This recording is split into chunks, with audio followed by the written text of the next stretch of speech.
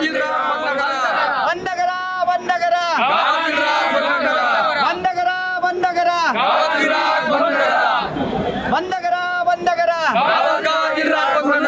बंद करा बंद करा. मासोद गावातील राग बंद करा.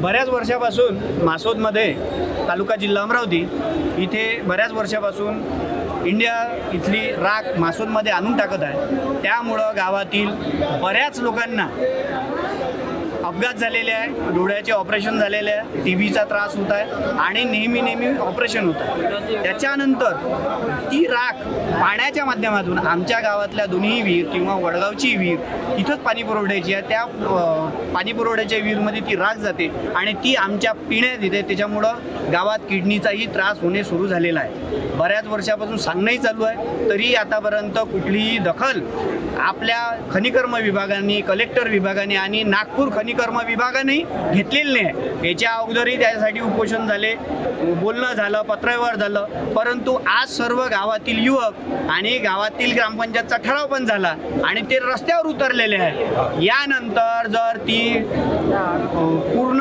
राख जर पुन्हा उडत आली तर गावात रस्ता रोको आंदोलन गावकऱ्याच्या युवकांच्या वतीनं केल्या जाईल.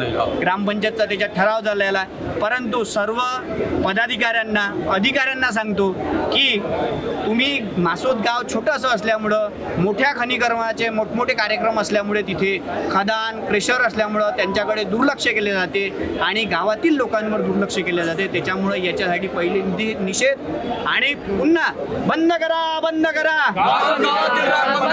बंद करा बंद करा